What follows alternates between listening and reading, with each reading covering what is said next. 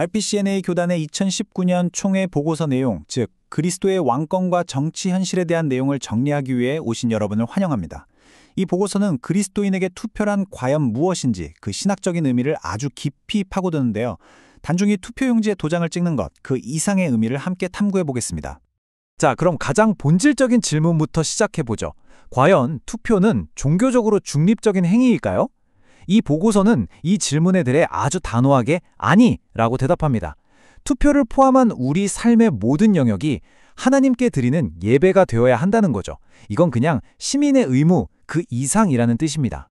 이 보고서의 모든 주장은 사실 이 하나의 강력한 믿음 위에 세워져 있습니다. 바로 예수님께서 만왕의 왕이시오 만주의 주라는 사실이죠. 이게 무슨 뜻이냐면 이 땅의 모든 정부와 권력 역시 결국 그분의 권위 아래에 있고 언젠가는 그분 앞에서 심판받게 된다는 겁니다. 이런 관점에서 보면 투표라는 행위가 완전히 다르게 보이기 시작합니다. 단순한 시민의 의무가 아니라 아주 심오한 영적인 책임이 되는 거죠. 보고서에 따르면 우리가 투표소에 들어가는 건 마치 예수님의 권위를 위임받은 작은 통치자가 되는 것과 같아요. 우리의 한 표 한 표가 바로 그분의 권위 아래에서 행사되는 거니까요. 자, 그런데 이 보고서는 자신들의 해결책을 제시하기 전에요. 먼저 그리스도인들이 투표할 때 흔히 사용하는 두 가지 전략을 비판적으로 살펴봅니다. 보고서는 우리가 흔히 사용하는 두 가지 접근법, 그러니까 차악의 선택과 특정 쟁점 중심의 투표를 아주 날카롭게 비판합니다. 둘 다 현실적인 타협처럼 보일 수 있죠. 하지만 보고서는 이게 결국 그리스도의 왕권을 온전히 인정하지 않는 태도라고 지적해요.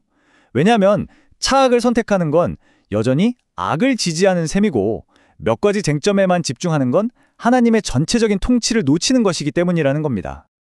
이 자료는 이처럼 굉장히 강한 어조를 사용하면서 자악에게 투표하는 것이 어떻게 성경적인 원칙을 지키는 데 실패했는지를 보여줍니다. 이 관점에 따르면요, 이런 방식은 단지 사회의 타락 속도를 조금 늦출 뿐 근본적인 해결책이 될 수 없다는 겁니다. 그렇다면 기존의 접근법에 문제가 있다면 대안은 무엇일까요? 보고서는 바로 이 지점에서 그리스도 중심의 투표를 위한 세 가지 기준으로 구성된 틀을 제시합니다. 이 틀은 아주 체계적인 세 단계로 이루어져 있습니다. 먼저 유권자 자신의 마음가짐에서 시작해서 그 다음엔 후보자의 자질, 그리고 마지막으로 정당의 정책까지 순서대로 평가하는 방식이죠. 모든 것이 올바른 내적 동기에서 출발해야 한다는 점을 강조합니다. 특히 후보자의 자격에 있어서는요, 보고서는 한치의 양보도 없습니다. 비기독교인 지도자를 선출하는 것은 국가의 칼, 즉 공권력을 그리스도의 적에게 넘겨주는 행위와 같다고까지 말할 정도니까요. 그만큼 후보자의 신앙 고백을 절대적인 기준으로 삼고 있는 겁니다.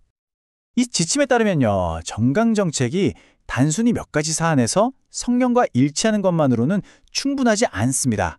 그 정책의 전체적인 기반이 명시적으로 기독교적이어야 한다는 점을 분명히 하고 있습니다. 하지만 현실적으로 완벽한 후보는 드물죠. 이 점을 감안해서 보고서는 아주 실질적인 질문을 다룹니다. 그렇다면 의로운 사람은 과연 무엇을 해야 하는가? 보고서는 여기서 정말 중요한 원칙 하나를 제시합니다. 바로 타협하지 말라는 것이죠. 당장의 정치적인 승리를 위해서 원칙을 굽히기보다는 신실함을 지키는 것이 훨씬 더 중요하다는 겁니다. 결과는 하나님께 맡기라는 강력한 믿음을 요구하는 거죠. 정치적인 타협 대신에 이 지침은 신앙과 원칙의 뿌리를 둔 네 가지 적극적인 행동을 제안합니다. 기도하고, 제자를 삼고, 원칙에 따라 참여하고, 그리고 마지막으로 우리의 궁극적인 소망이 이 땅의 정치가 아닌 하늘에 있음을 기억하며 기다리는 것입니다. 이 인용문은 아주 흥미로운 역설을 담고 있습니다. 이 땅에 가장 긍정적인 영향을 미친 사람들은 아이러니하게도 이 땅이 아닌 하늘에 더 큰 가치를 둔 사람들이었다는 거죠. 우리의 시선이 궁극적으로 어디를 향해야 하는지를 아주 명확하게 보여주는 대목입니다. 결국 이 보고서는 타협하지 않는 원칙의 길을 우리 앞에 제시합니다. 그리고 이건 우리 각자에게 아주 큰 도전이 되죠. 복잡한 현실 정치 속에서 과연 그리스도 중심의 투표는 무엇을 의미할까요?